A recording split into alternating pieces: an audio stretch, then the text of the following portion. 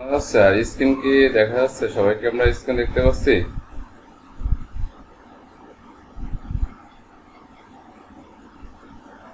Hello, hello.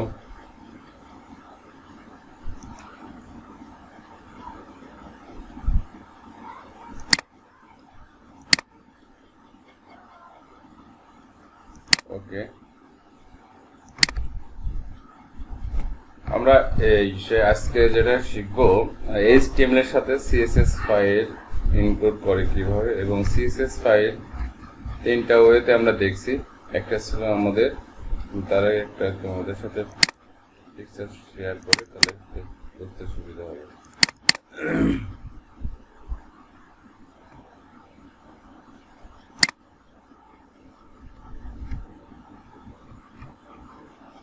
আমাদের CSS এর পূর্ণরূপ ছিল cascading style sheet. Cascading style sheet. এখন এই সিএসএস এর দুইটা পার্ট থাকে। এই জায়গা থেকে আমরা দুইটা পার্ট কিভাবে চিনবো? এই সিলেক্টর আর ডিক্লারেশন। সিলেক্টর হচ্ছে আমরা যে ট্যাগ ব্যবহার করব, সেটা H1 হতে পারে, H1 এর থেকে H6, যেটা ছিল আমাদের HTML এর ভাষায় হেডিং ট্যাগ। আর তার সাথে যুক্ত হয়েছে ডিক্লারেশন। এই ডিক্লারেশনের আবার দুইটা পার্ট থাকে। একটা থাকে আমাদের কালার, যেটাকে বলা হচ্ছে আমাদের প্রপার্টি, আর একটা হচ্ছে তার ভ্যালু।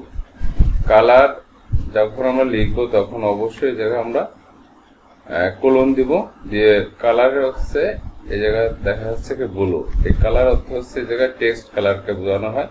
আর টেক্সটের ফন্ট সাইজটা হচ্ছে আমাদের এই জায়গাতে প্রপার্টি।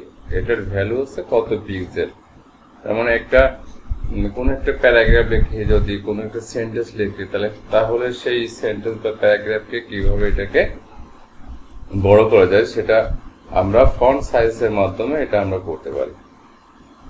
আর H1 থেকে H6 পর্যন্ত যেটা হেডিং ট্যাগ, আর যেটা আমরা ফন্ট ট্যাগটা দেখছি, হেডিং ট্যাগ হচ্ছে একটা লাইন ট্যাগ। যেমন এই জায়গায় দেওয়া আছে HTML ট্যাগ। এই HTML ট্যাগটা যদি আমরা উপরে এভাবে লেখা থাকতো, তাহলে আমরা হেডিং হিসেবে নিতাম। এই জায়গায় যদি বড় করে লেখা থাকতো হেডিং ট্যাগ বা HTML হেডিং ট্যাগ, বা এটা HTML লিখলাম, আর এর আন্ডারে যখন ছোট করে লেখা হয় লাইন বাই লাইন, তখন সেটা হচ্ছে প্যারাগ্রাফ হিসেবে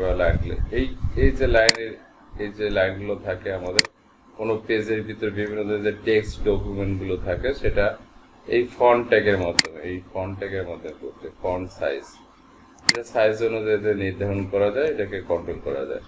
কিন্তু হেডিং ট্যাগটা হচ্ছে ডিফল্ট আকারে থাকে। এর যেটুকু সাইজ থাকবে ডিফল্ট আকারে, তার বেশি আমরা করতে পারবো না। H1 সব থেকে বড় করবে, আর H6 সব থেকে ছোট করে। কিন্তু এই জায়গা থেকে আমরা যখন ফন্ট সাইজটা দেব, এটা দেওয়া আছে 12 পিক্সেল, 12 সাইজের। এর থেকে অনেক বড় 15, 16, আমাদের ইচ্ছা অনুযায়ী এটাকে বড় করতে পারে। কিন্তু H1টা হচ্ছে এটা ডিফল্ট, ওর যেটুকু ট্যাগটা মানে ওইটার মাধ্যমে যে প্রপার্টিটা দেখাবে বা যে আউটপুটটা দেখাবে, সেটা হচ্ছে ডিফল্ট আকারে দেখায়। ওটা সফটওয়্যারে ওটা দেওয়া থাকে, ওর থেকে বেশি আমরা বড় করতে পারি না। তাহলে আমাদের যেটাকে বলা হচ্ছে সিএসএস এ দুইটা পার্ট থাকে, একটা হচ্ছে সিলেক্টর পার্ট, একটা হচ্ছে ডিক্লারেশন। এই ডিক্লারেশনকে এমসিকিউতে থাকে। ডিক্লারেশনকে আবার দুইটা ওয়েতে ভাগ করা যায়। একটা হচ্ছে আমরা দেখি প্রপার্টি, আর একটা হচ্ছে ভ্যালু। তা প্রপার্টি আর ভ্যালু আমরা দেখছি যে অনেক সময় HTML এর ভাষায় আমরা এভাবে লিখছি যে কালার লিখে আমরা লিখতাম কি, সেটা কালার লিখে ইকুয়াল টু দিয়ে আমরা দিতাম, দেখা যাচ্ছে কি সেই ক্ষেত্রে রেড লিখতাম, যে কোনো যে কালারটাই আমরা ইউজ করি না কেন, এটা দিয়ে আমরা কোটেশনের ভিতরে এটা লিখতাম। সিএসএস এর ভাষায় যখন কালার লিখছি, কালার ইকুয়াল টু রেড, তখন এটাকে বলা হতো আমাদের, এটা ভ্যালু ছিল, এটা আমরা ভ্যালু জানতাম, কিন্তু এটা প্রপার্টি হিসাবে ধরা হতো না। হ্যাঁ, এটাকে বলা হতো HTML এর ভাষায় অ্যাট্রিবিউট। আমাদের এগুলো একটু মনে রাখতে হবে অ্যাট্রিবিউট। যখন HTML এর ভাষায় লেখা হয় যে কালার ইকুয়াল টু রেড, তখন কিন্তু কোলন দিয়ে লেখা হয় না, তখন এটাকে HTML এর ভাষায় হচ্ছে বলা হয় অ্যাট্রিবিউট। অ্যাট্রিবিউট আর ভ্যালু, ভ্যালুটা কি? অ্যাট্রিবিউটের সমান সমান দিয়ে যেটা লেখা থাকবে সেটা তার ভ্যালু। ওকে। আর সিএসএস এর যখন আমরা কোনো কিছু লিখবো তখন কোলন দিয়ে লেখা হয়, এবং এর ক্ষেত্রে প্রপার্টি লেখা হয়, তার ভ্যালুটা এসছে। তাহলে সিএসএস এর ভাষা হচ্ছে প্রপার্টি আর HTML এর ভাষা হচ্ছে অ্যাট্রিবিউট। এখন আমরা মূল কোডিং এ দেখবো যে এটা কিভাবে আমরা রান করতে পারি বা কিভাবে এটা আমরা কাজ করতে পারি। আমরা একটু ওয়েটে থাকি।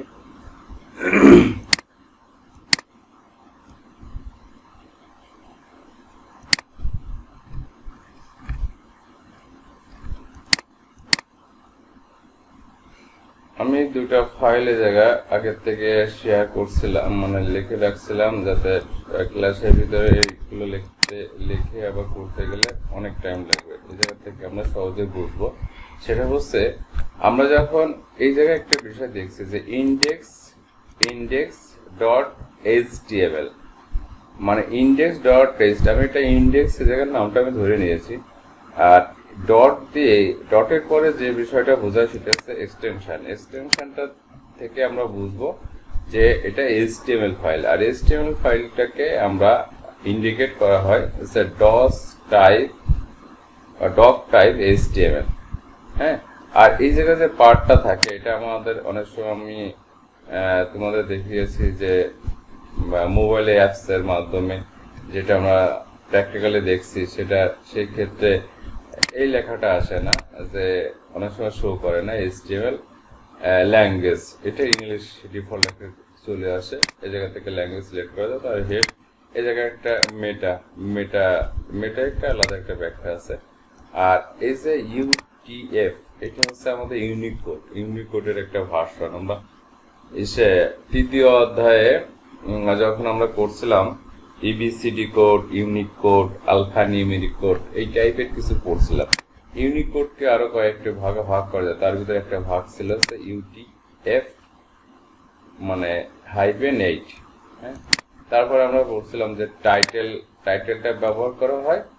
আর এই জায়গায় যে বিষয়টা করা হয়েছে এটা লিঙ্ক ট্যাগটা আমি ক্লাসে দেখাই দিয়েছি যে লিঙ্ক ট্যাগটা কিভাবে লিখতে হয়।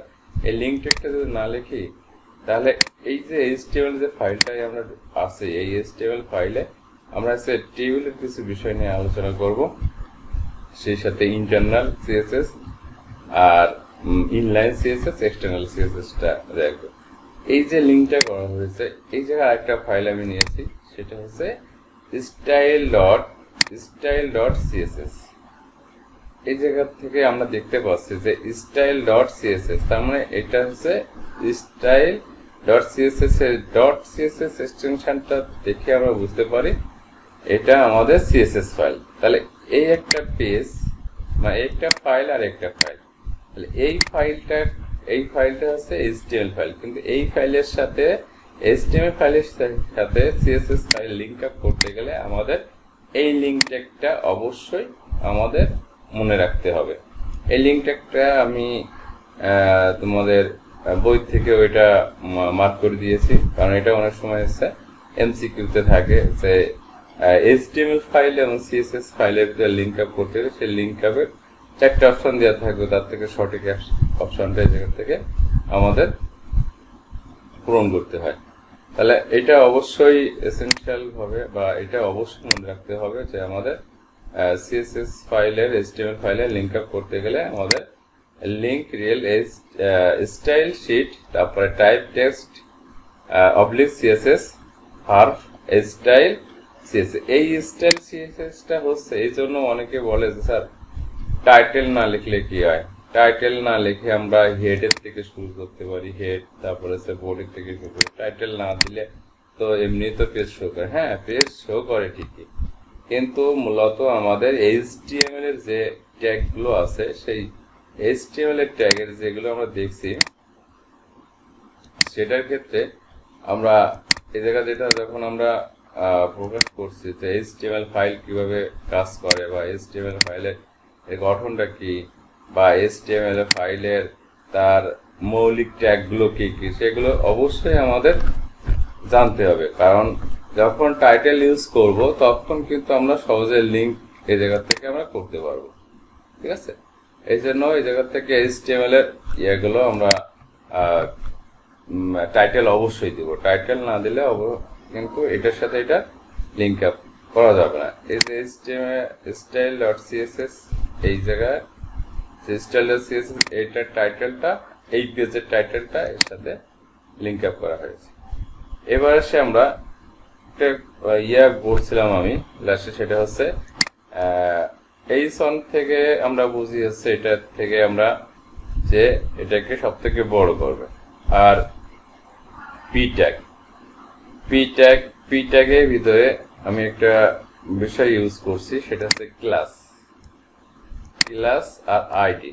ক্লাস আর আইডি দুটো একটু পরে আসে। আমরা এটাকে রান করলে যে অবস্থানে আছে সেটাকে রান করলে আমরা কি দেখতে পাই সেটা আমরা একটু দেখি।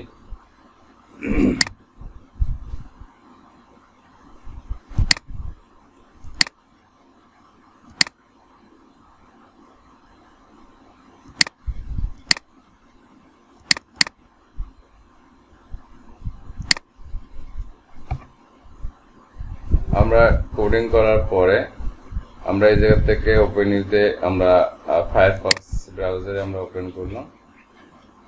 এই জায়গা থেকে আমাদের ছবি একটা ব্যাকগ্রাউন্ড ছবি দিয়ে রাখছে। আমি এই জায়গা থেকে ব্যাকগ্রাউন্ড ছবি থেকে এই যে টেবিলের যে বিষয়টা, টেবিলটা আমি আগে প্রথম থেকে আমি একটু বোঝাই। টেবিলটা থেকে এই টেবিলের যেটা আছে আমি এই টেবিলের টোটালটা আমি মুছে দিচ্ছি।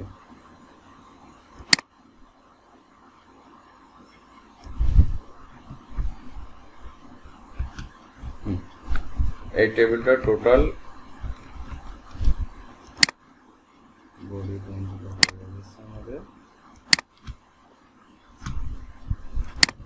এই যে টেবিলটা টোটালে যদি আমরা দেখি এখন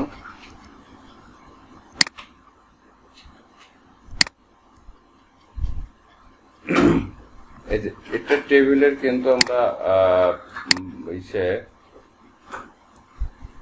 টেবিলের আমাদের বর্ডারও নাই, আবার আছে রো কলামও নাই, শুধু নেম আছে, রোল আছে, অ্যাড্রেস আছে। এই টেবিলটাকে আমি কপি করে আমি যদি আরেকটু বড় করি এই জায়গা থেকে আমরা নিতে পারি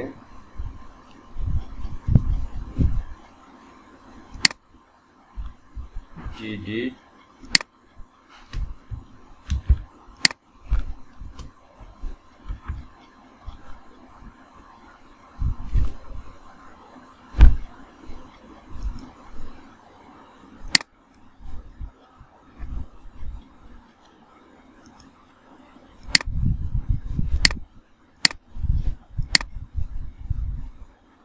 এই জায়গা থেকে আমরা প্রথমে নিয়েছি কি টেবিলের ভিতরে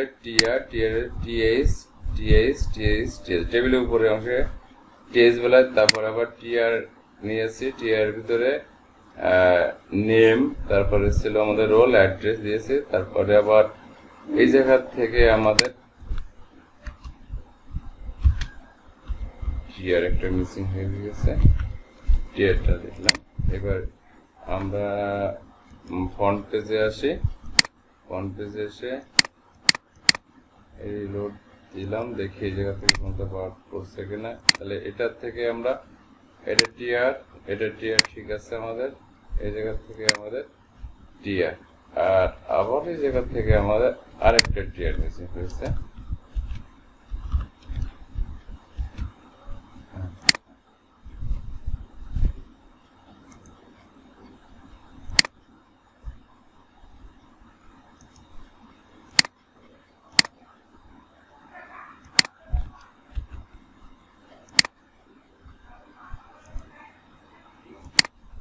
ওকে, আমাদের নেম, রোল, অ্যাড্রেস একই লেখা আসুক সেটা কোনো সমস্যা না। আমরা একটু বোঝার জন্য দেখি নেম, রোল, অ্যাড্রেস যখন আমরা বর্ডার দিই না তখন কি হয়, টেবিলকে রো কলাম কোনোভাবে বোঝা যায় না এটা টেবিলে আছে। তাহলে এই টেবিলকে আমরা আমরা HTML এ যখন করছি তখন দেখা যাচ্ছে যে এই জায়গায় যদি আমরা দুইটা ওয়েতে আমি কাজ করে বোঝাই যে টেবিলের ভিতরে যদি আমরা HTML এ কাজ করি BORDER বর্ডার আমরা 1 দিলাম দিয়ে এখন এর আউটপুটটা আমরা দেখি এর আউটপুটটা এই যে টেবিল যদি এইভাবে করি আমাদের একটা সমস্যা হয় কি HTML এ যখন করি বলছিলাম যে HTML টা হচ্ছে কোন পেজে স্ট্রাকচারটা তৈরি করে কিন্তু ডিজাইনটা ওইভাবে আমাদের সামনে শো করে না ডিজাইনটা এইটা থেকে আমরা যখন HTML এ টেবিল করলাম এই জায়গায় শ্যাডো আকৃতি আছে খুব শ্যাডো আকৃতি আছে এটার মনে হচ্ছে ডবল আমরা যদি ব্যাকগ্রাউন্ডটা আমাদের একটা ব্যাকগ্রাউন্ড ছিল ব্যাকগ্রাউন্ডের জন্য ব্যাকগ্রাউন্ডটা যদি আমরা রিমুভ করে তাহলেও কিন্তু আমাদের এটা আরো ভালো দেখা যাবে সেটা হচ্ছে এর পিছনে শ্যাডো আকৃতি কাজ করছে মনে হচ্ছে ডবল কিন্তু এই টেবিলকে কন্ট্রোল করতে হয় যখন আমরা এটাকে আরো অ্যাক্টিভিটি করব বা এটাকে আরো দৃষ্টিনন্দন করার জন্য HTML এর সাথে আমাদের CSS ফাইল যুক্ত করা হয় এখন এই স্টাইলে আসলাম আসার পরে এই জায়গা থেকে আমরা কি করছি যে এই HTML ফাইল থেকে আমরা বের হয়ে আসলাম কি CSS ফাইলে এই CSS ফাইলে এসে আমরা এখন এই জায়গা থেকে আমরা এটাকে ধরবো কোনটাকে এই জায়গা থেকে আমরা এই বর্ডারটা আমরা এই জায়গা থেকে রিমুভ করি HTML থেকে বর্ডারটা রিমুভ করি এই টেবিলকে আমরা ধরবো এই টেবিলকে বলা হয়েছে ট্যাগ সিলেক্টর এটা হচ্ছে ট্যাগ টেবিল একটা ট্যাগ TS একটা ট্যাগ TR একটা ট্যাগ কিন্তু টেবিলের আন্ডারে TR TS TD এইভাবে থাকে এই টেবিলটা হচ্ছে একটা ট্যাগ এটাকে একভাবে বলা হয় সিলেক্টর ট্যাগ সিলেক্টরকে এই জায়গায় এসে আমি কল করব কিভাবে কল করব এই জায়গায় লিখলাম TABLE টেবিল লিখলাম লেখার পরে যখন CSS এ লিখতে হয় এটা লিখছি আমরা অন্য একটা ফাইল এটাকে বলা হচ্ছে এক্সটার্নাল ফাইল তখন এই জায়গা থেকে আমরা একটা সেকেন্ড ব্র্যাকেট ওপেন করব সেকেন্ড ব্র্যাকেট একটা ওপেন করলে এই সফটওয়্যারের কাজ হচ্ছে খুবই অ্যাডভান্স লেভেলে কাজ করে যে একটা দিলে আর একটা ক্লোজটাও অটোমেটিক দিয়ে দেয় দেওয়ার পরে এই জায়গা এর নিচে আমরা লিখতে পারি বর্ডার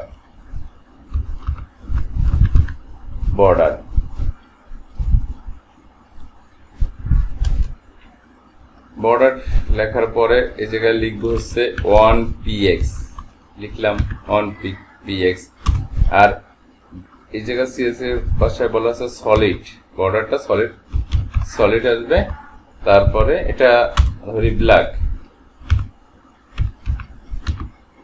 কালারটা ব্ল্যাক আসবে এটা দেওয়ার পরে যখন আমরা এটাকে শো করব তখন দেখা যাচ্ছে যে এই টেবিল থেকে টোটাল একটা বর্ডার চলে আসছে এই যে এখন কিন্তু বোঝা যাচ্ছে টেবিলের একটা বর্ডার আসছে কিন্তু এই টেবিলকে বর্ডার করার পরে এর ভিতরে যেটা আছে আমাদের যে রো কলাম উপরটা হচ্ছে TR তারপর হচ্ছে TR এর পরে এই সোজা এই জায়গায় TR আছে একটা দুইটা তিনটা চারটা TR আর আমাদের কলাম আছে একটা দুইটা তিনটা কলাম এখন TR এর টেবিলের উপরের অংশকে বলা হচ্ছে হেডিং যেমন নেম একটা হেডিং রোল একটা হেডিং আছে অ্যাড্রেস একটা হেডিং তাহলে এই হেডিংকে বা TR কে আমরা আবার বর্ডারে যদি না আনি তাহলে কিন্তু টেবিলটা পুরোটাই বোঝা যাচ্ছে না তাহলে এই ক্ষেত্রে আমরা কি করতে পারি টেবিলের ভিতরে আমরা কি করলাম বর্ডারটা এই জায়গা থেকে আমরা কালারও চেঞ্জ করতে পারি ব্ল্যাকের জায়গায় অন্য কালার দিলে আমাদের বর্ডারটা ওই কালার আসবে এখন একবারে যদি আমরা কমেন্ট করি এরপর যদি আমরা দিয়ে হচ্ছে টিআরটা দিয়ে আমরা যদি দেখি টিআরটা আমাদের ওইভাবে নিচ্ছে না তাহলে টিআর এর সাথে আমরা আরো যুক্ত করতে পারি টিআর তারপর আছে টিএইচ তারপরে থাকে আমাদের টিডি টিএইচ টিডি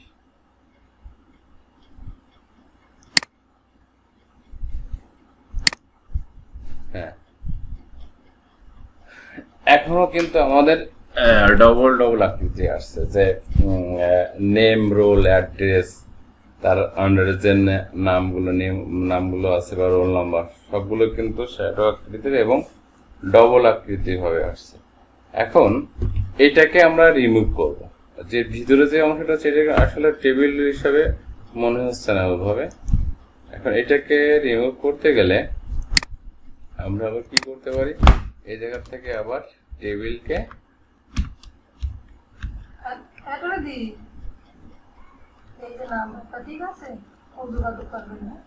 এবার এই টেবিলকে আমরা কি করব, এই টেবিলকে আমরা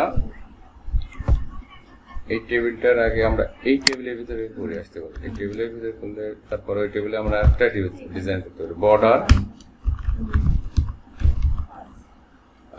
বর্ডার ইকুয়াল টু, আমরা এই জায়গা থেকে এটাকে রিমুভ করতে গেলে এই জায়গায় একটা অর্ডার দিব অবশ্যই। দেওয়ার পরে এটা ক্লোজ দিলাম। এবার আমরা দেখি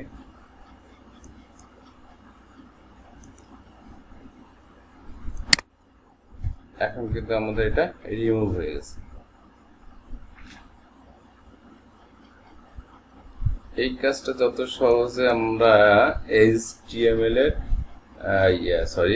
CSS এ যে সহজভাবে করতে পারবো, HTML এর মাধ্যমে ওইটা কিন্তু ওইভাবে রিমুভ করা যায়, কিন্তু অনেক লাইন লেখা লাগে। কিন্তু এই জায়গায় একটা কমান্ডে কিন্তু আমরা এটাকে বর্ডারকে পুরো রিমুভ করে দিয়েছি। এখন এই টেবিলটাকে আমরা ছোট বড় করতে পারি। আপাতত এটা আমাদের ডিফল্ট আকৃতি একটা সাইজ চলে আসছে। এই সাইজটা আমরা বড় করতে পারি। সেটা কিভাবে করব, যে যদি আমরা নিই যে টেবিলের বড় করতে গেলে টেবিল আমরা হাইট বা হোয়াইটটা যদি আমরা বলে দিই,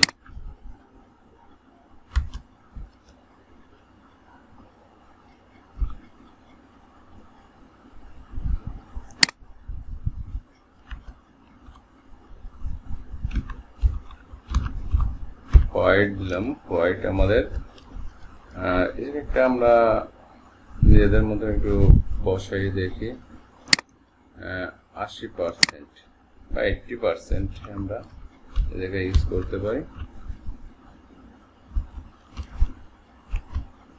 হোয়াইট 80% আর হাইট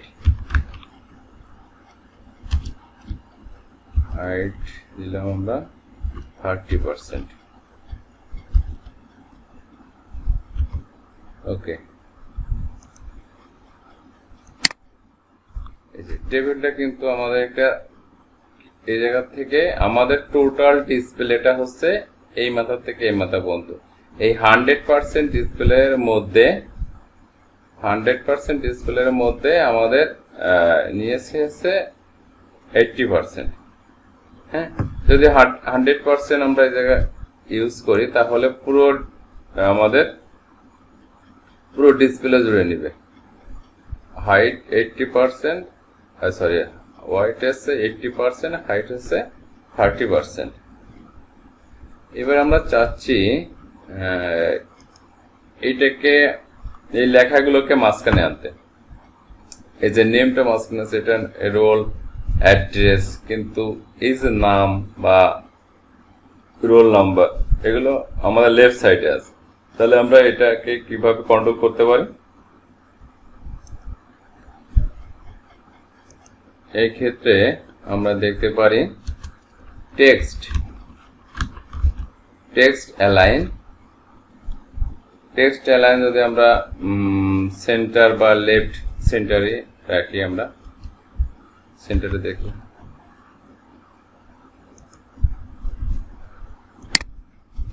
সবগুলো কিন্তু আমাদের সেন্টারে চলে আসছে।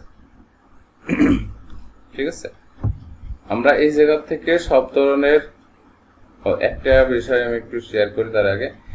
আমরা 45 মিনিট ওভার হলে বা 45 মিনিট হয়ে গেলে আমাদের জুম থেকে এটা আউট করে দিবে। আমরা যে লিঙ্কটা আমি শেয়ার করছি ওই লিঙ্কে 5 মিনিট পরে আবার অ্যাড হতে পারবে।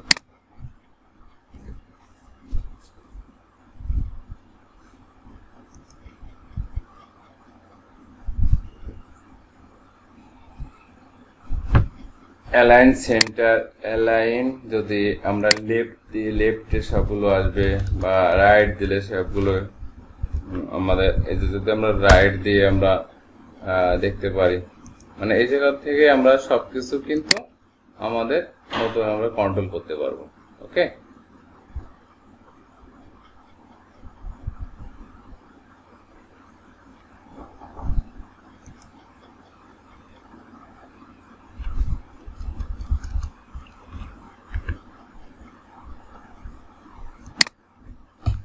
হ্যাঁ, এটা আমাদের কন্ট্রোল হলো। এবং টোটাল টেবিলকে আমরা করতে পারি, টেবিলকে কালার করা যায়। আবার একটা বিষয় আমি নতুন একটা বিষয় শেয়ার করি, সেটা হচ্ছে টোটাল এই রোকে আমরা কি করব, যখন কার্সরটা এই জায়গায় রাখবো তখন এই জায়গাটা কালার চেঞ্জ হবে।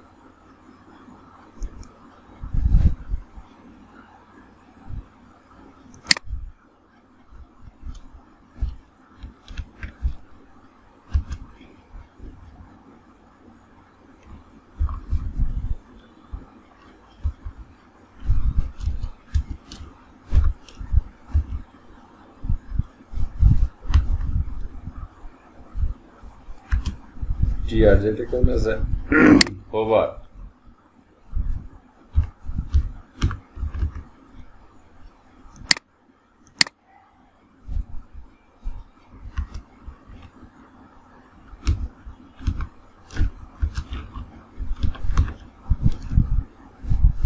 ব্যাকগ্রাউন্ড,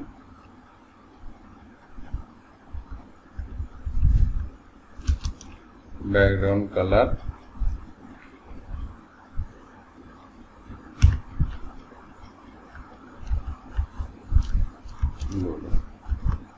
ওকে। একটা মজার বিষয়, এই যে যখন আমি কার্সরটা এরপরে নিচ্ছি তখন কিন্তু আমাদের কালারটা চেঞ্জ হয়ে যাচ্ছে, ঠিক আছে।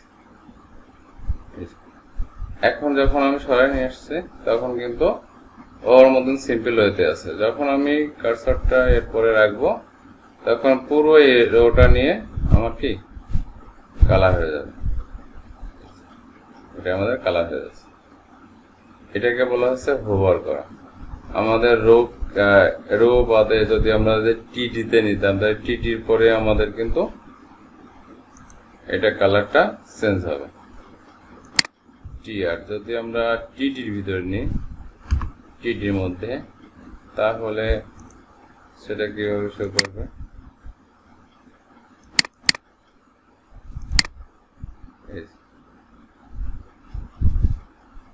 এইটা নেমের ভিতরে নিচ্ছে না। নেমের ভিতরে কেন নিচ্ছে না, কারণ টিডি নেমের আন্ডার হচ্ছে টিডি, যতগুলো এইটা কিন্তু উপরে কিন্তু নিবে না।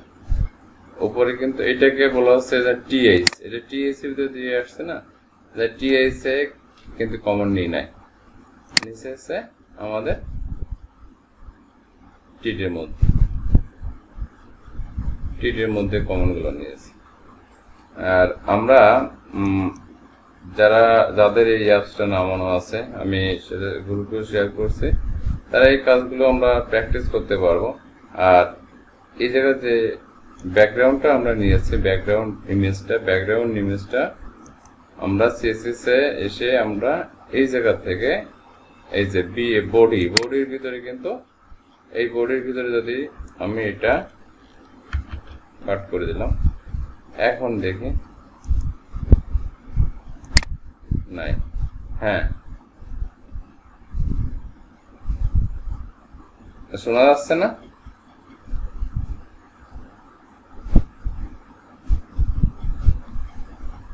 বেঁধে বেঁধে আসছে, তাই? হ্যাঁ, আমি তো বারবারই বলছিলাম যে শোনা যাচ্ছে ক্লিয়ার। এবার কি শোনা যাচ্ছে? হ্যালো হ্যালো হ্যালো, হ্যাঁ হ্যাঁ হ্যাঁ বলো। হ্যালো, আমি শুনতে পাচ্ছি।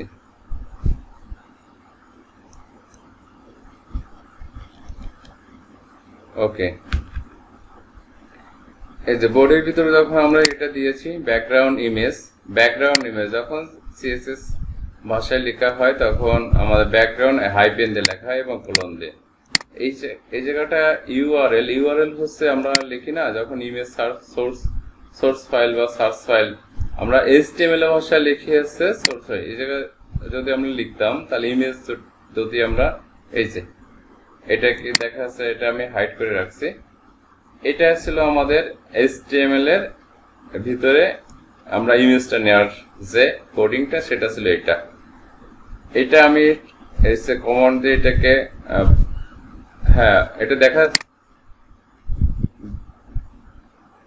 দেখা যাচ্ছে।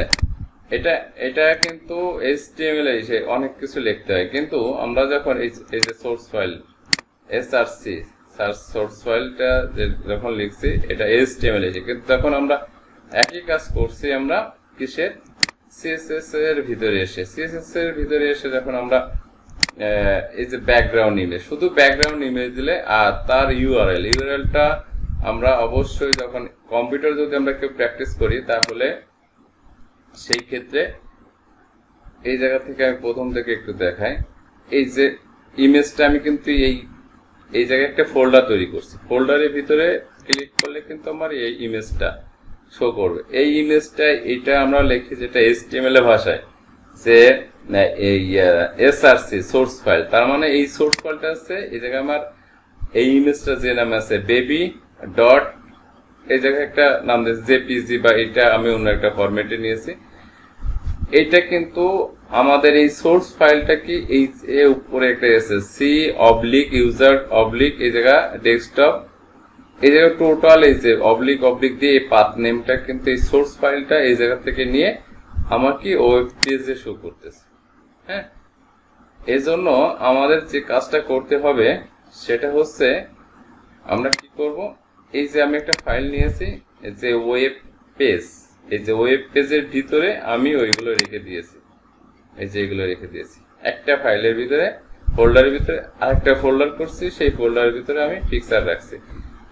আমাদের যদি পিকচার অন্য জায়গায় থাকে অনেক সময় এটাকে আমাদের ইমেজটা শো করে না। এর জন্য যখন আমরা কাজ করব অবশ্যই ইমেজগুলো যেগুলো নিব সেগুলো সিলেক্ট করে তার নামটা রিনেম করে আমরা একটা ইমেজ বা পিকচার একটা ফোল্ডার তৈরি করে তার ভিতরে ইমেজগুলো রাখবো। ওকে, তাহলে কিন্তু আমাদের কি ইমেজটা ভালোভাবে শো করবে। হ্যাঁ, তাহলে টেবিলের ভিতরে আমরা কি শিখলাম, হোভার শিখলাম, হোভার করা যায়। এবার যদি আমি বলি যে এই জায়গায় এসে যে টোটালটা তো আমরা এভাবে করলাম, এখন যদি বলি যে টোটাল আমাদের এই টেবিলটাকে টোটাল আমরা কালার করতে যাচ্ছি, তাহলে টেবিল যদি কালার করতে হয় তাহলে অবশ্যই আমাদের কি টেবিলের ব্যাকগ্রাউন্ড কালার চেঞ্জ করলে তো হয়ে গেল। তাহলে আমরা এই জায়গায় যে আমরা ব্যাকগ্রাউন্ড কালার লিখলেই আমাদের টেবিলের ভিতরে চলে আসবে।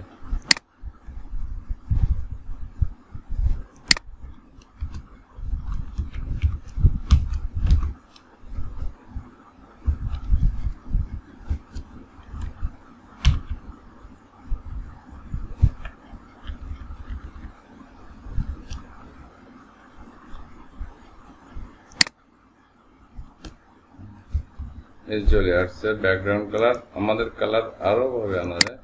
এই যে টোটাল ব্যাকগ্রাউন্ড কালার চলে আসছে, জায়গাটা কালার। এবার আমি যদি এই জায়গা শো করি, এটার থেকে আমাদের যদি রোতেই আরো ভালো ছিল দেখাচ্ছিল, টিআর হোভারটা আমরা টিআর এর ভিতরে রাখি।